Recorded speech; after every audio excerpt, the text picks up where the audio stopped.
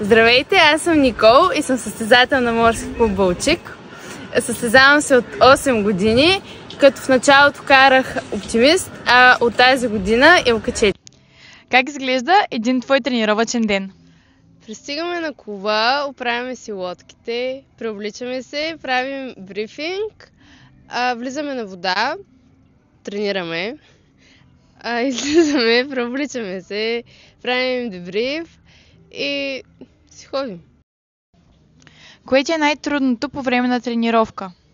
Не бих казала, че има нещо трудно, по-скоро трябва постоянство. Какво е усещането, когато духа силен вятър и лодката стане трудна за контролиране?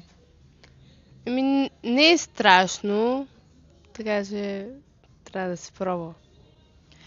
Кое състезание до момента ти е най-запомнящо се и защо?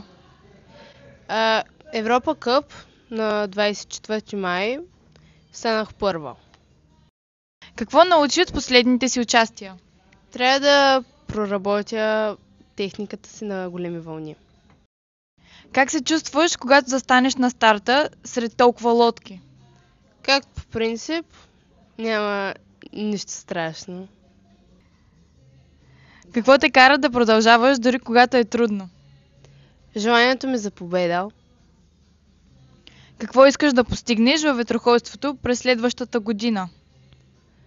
Да си подобря техниката на каране и да печелим още повече. Ако можеш да дадеш един съвет на по-младите, които сега започват, какъв би бил той? Да не се отказват, защото могат повече. Какво обичаш да правиш, когато не си на тренировка? Обичам да ходя на кикбокс и да излизам с приятели. Трябва да отпишеш ветроходството с една дума, коя би била? Адреналин. Благодаря. Как би довършил изречението? Вятърът зове? Вятърът зове смелите към нови хоризонти. Последвайте социалните мрежи да сте в крак в нашия път във ветроходството.